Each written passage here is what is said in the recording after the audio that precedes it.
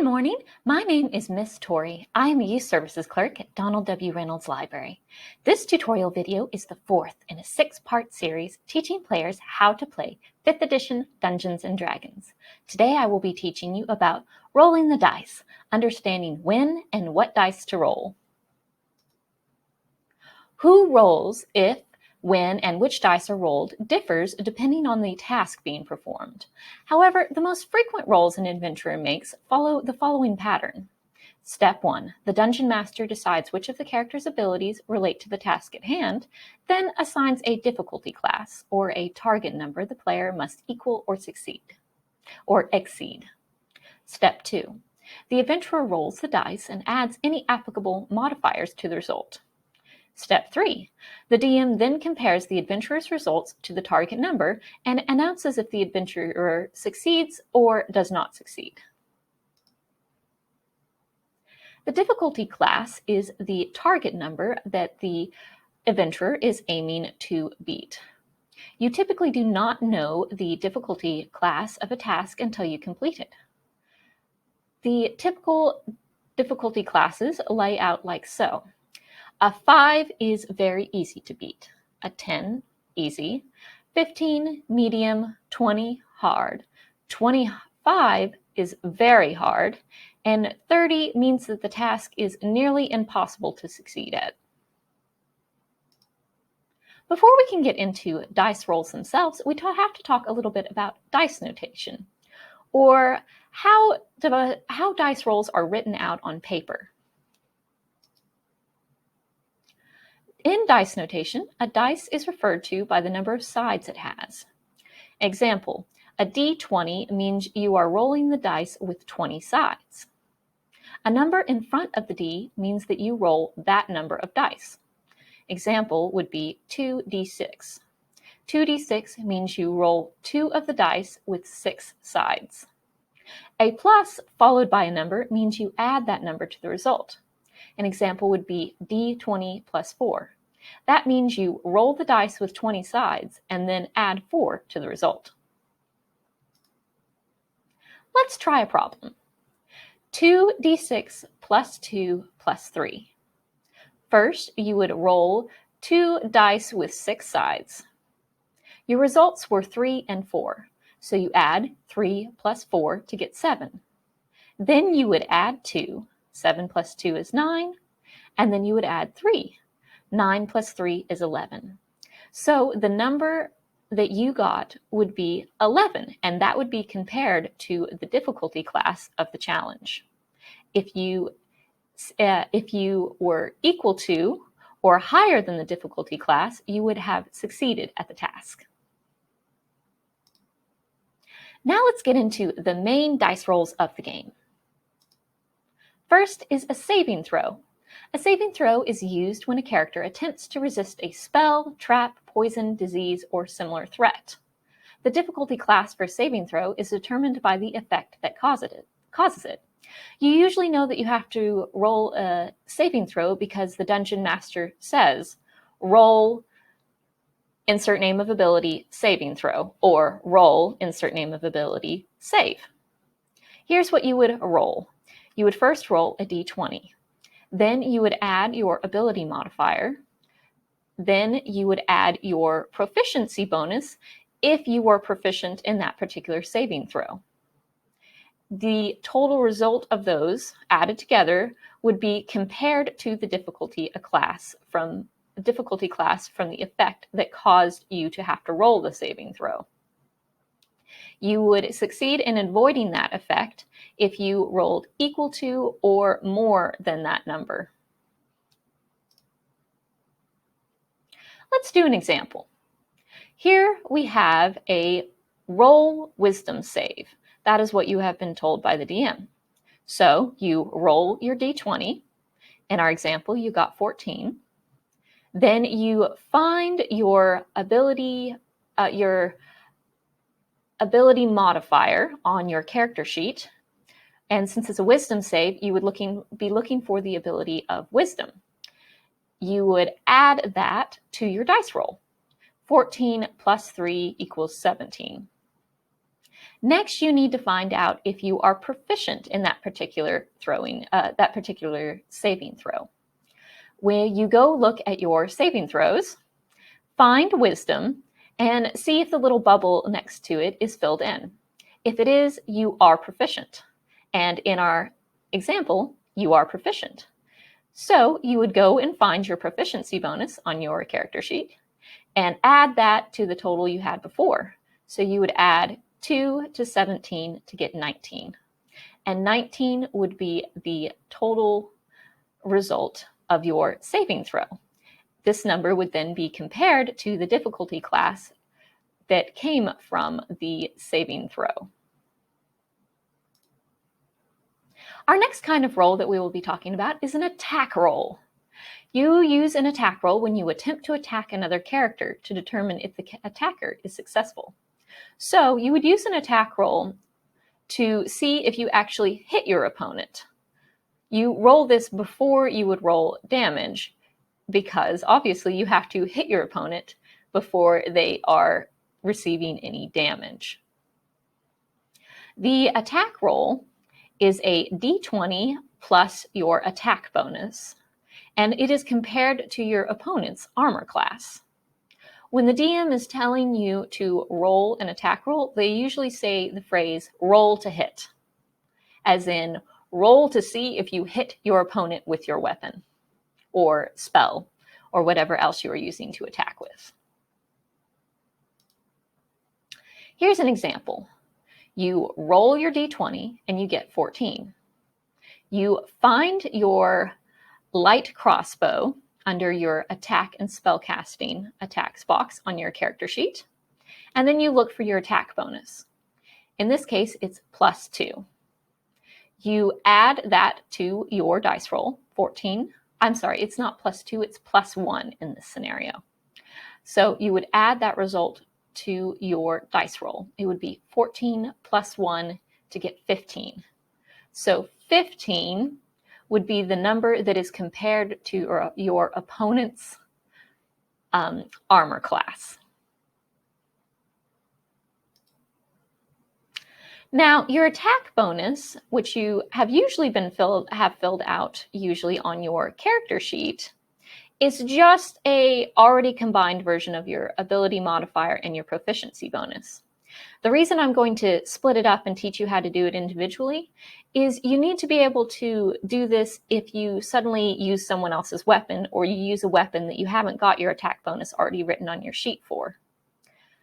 This would be, for example, you take your ally has dropped a sword. You grab that sword and you slash your opponent with it. This, you need to be able to know how to derive your attack bonus in that scenario. So, when it's the exact same roll as before, a d20 plus your attack bonus, except this time you know what your attack bonus is made out of, which is your ability modifier and your proficiency bonus if you are proficient in the weapon you are attempting to use. So it's a d20 plus your ability modifier plus your proficiency bonus, if applicable, compared to your opponent's armor class. Let's see how to look that up on your character sheet. So, in this example, you're attacking with a light crossbow. You roll a d20, then you find out what kind of weapon the light crossbow is. A light crossbow is a ranged weapon. When you attack with a ranged weapon, you use your dexterity modifier. So find your dexterity modifier. In this case, your character is not particularly dexterous, so you actually have a -1. So when you add, you're adding -1, which means you're actually subtracting it. So it'd be 14 plus -1, which equals 13. Then you determine if you are proficient in the weapon. You look up your proficiencies. You are proficient in simple weapons. So is the light crossbow a simple weapon? Yes, it is. The other kind of thing that you could be proficient in is marital weapons. And marital weapons would be more unusual weapons, things that take more training to use. For example, a scimitar. If you were proficient in that, it would say so under your proficiencies, and you would get your bonus. If the weapon was a marital weapon and you were not proficient in it, you would not apply your proficiency bonus. So now, since you are proficient in simple weapons, and a light crossbow is a simple weapon, you add your proficiency bonus of +2 to your previous total, which was 13. So 13 plus 2 equals 15. And 15 would be the number you would compare to your opponent's armor class to see if you actually hit them. Our next attack roll that we're going to talk about, our next main roll that we're going to talk about is called an ability check. An ability check is a broad term used for when a character attempts an action other than an attack or saving throw that has a chance of failure. So this is kind of the bubble that includes all of the other kind of rolls you do. They follow on a general format of roll a d20, add your applicable modifiers and or bonuses, and compare it to a target number. Let's go into the different types of ability checks. A straight ability check is used when a dungeon master wants to use your straight ability and does not want you to apply any bonuses. Usually you know it's a straight ability check because they'll simply say roll dexterity and won't list any skills or anything else that might apply to it. So you would roll your d20, then add your ability modifier, and that would be compared to the difficulty class that the dungeon master has set. Let's do an example. Your dungeon master says, roll wisdom. You roll a d20 and get 14. Since it's wisdom, you find your wisdom modifier, which is +3. You add 14 plus 3 to get 17. So 17 would be the number you would be comparing to the difficulty class of the task you are trying to do. Generally, ability checks would be when you are trying to succeed at doing something that involves your abilities. A skill check is used when the dungeon master wants adventurers to attempt an action using a specific skill. You can also suggest that that skill that you have on your sheet might be applicable to the situation to try and get a bonus to your roll. Your DM is the one who ultimately decides whether a skill applies to the task you are trying to accomplish or not. So for a skill check, it is your d20 plus your ability modifier. Remember, every skill that you have falls under a category of abilities. So it is your d20 plus your ability modifier, plus you get your proficiency bonus if you happen to be proficient in the skill that is being applied in this scenario. That is all added together and compared to the difficulty class or target number that the dungeon master has assigned to the task. Let's go through an example. You are told, roll medicine. Medicine is a skill that you have. You roll a d20, then you find out what you determine the ability modifier related to medicine. And that is on your actual character sheet. When you look at the skill, right next to it in parentheses is what ability the skill is related to. In this case, medicine is related to wisdom. So you go over to your ability modifiers section of your character sheet and find your ability modifier for wisdom, which is +3. Then you add that to the dice result you rolled. 14 plus 3 is 17. The next thing you do is you go back to your skill and find out if you are proficient in it. You are proficient in it if the little bubble next to it is filled in. In this case, yes, the bubble is filled in, so you are proficient. So you go to your proficiency bonus and find out what number it is. Your proficiency bonus is +2. And you add it to your previous results. So 17 plus 2 is 19. So in this scenario, 19 would be the number that you were comparing to the difficulty class for using medicine. Another kind of ability check is a contest. A contest is just like in a regular ability or skill check. The difference is that you and an opponent are trying to do the same thing or prevent the other one from doing something. So instead of comparing the number to a difficulty class, what you'll actually be comparing it to is your opponent's ability check. So you'll both be rolling an ability check or a skill check, and you'll be comparing your results to each other. It's the same roll as before. It's a d20 plus your ability modifier plus your proficiency bonus if it applies. And usually the DM would say it as roll, name ability, or name skill, and then compare. Roll your wisdom to compare to your opponent. The next kind of roll you might run into is a group check. A group check is used when a number of characters are trying to accomplish something as a group.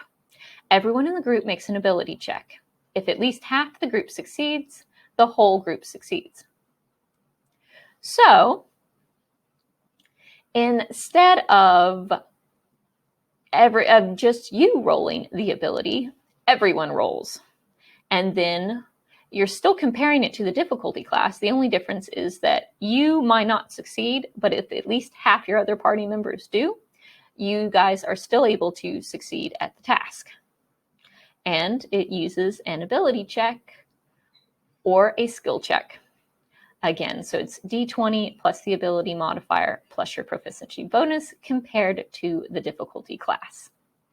Usually, if your DM wants you to do a roll check, they'll say, everyone roll, insert name of skill, or everyone roll, insert name of the ability. Next, our final kind of ability check is called a passive check total or a passive check score. This is not actually a roll. This is used when the DM wants to secretly determine if characters succeed at something. Example, they notice an ambush or for repetitive tasks. So for example, you could be, the DM might be trying to determine if you might not want you to roll every time you're breaking into a door, or breaking through a door or a series of doors in a base. So this passive check does not involve a dice roll on the adventurer's part. Instead, what you do is you do 10 plus all modifiers that normally apply to the check. And you compare that to the opponent's ability check or the difficulty class of the task that you are trying to complete. One of the most common passive checks is one you've actually already got filled out in your character sheet, and that is your wisdom perception passive score. And it is used to determine if you detect threats. Now let's talk about some special rules you'll run into as you play D&D. First, advantage and disadvantage. The causes of advantage or disadvantage is that a situation gives you advantage or disadvantage. Something that might give you advantage would be a spell, you have cover, or you just ambushed your opponents. What happens when you roll advantage is you roll 2 d20s and you use the higher number. You could also run into scenarios where you have disadvantage. In other words, something in the scenario is disfavorable to you, so you roll a second d20 and you use the lower number instead. Advantage and disadvantage are applied to saving throw rolls, attack rolls, and ability checks. If a circumstance causes you to have advantage and disadvantage, then they cancel each other out and you only roll 1d20. The last thing we have to talk about is rolling 1 or rolling 20. Rolling 1 means you've done spectacularly badly at your roll, and so extra things happen. Rolling 20, or which is also called a critical roll or a crit, means you've done really, really well, so special things happen as well.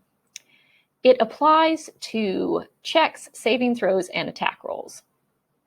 If you rolled 1 when you were doing a check, saving throw, or attack roll, you automatically fail at that task. You also usually, the DM will give you narrate an additional event to your disfavor. In other words, for example, you were attacking with a sword and you rolled a 1. You automatically failed at your attack, and then the DM might say something like, you also dropped your sword. Something like that. If you roll 1 when you're doing a death saving throw, it counts as 2 failures. Now, if you roll 20 when you are attempting a check, saving throw, or an attack roll, it automatically succeeds. So you automatically succeed at whatever task you are attempting to do. The DM may also narrate an additional event in your favor. If you rolled a 20 on an attack roll, you also get to roll damage twice. So you do double damage when you roll 20 on an attack roll. If you roll 20 on a death saving throw, you regain 1 hit point. That's it for part 4 of how to play Dungeons & Dragons. Part 5 will be a tutorial on combat. Thank you for watching. If you are interested in accessing other programs provided by Baxter County Library, visit our website, baxlib.org. Happy reading! See you next time.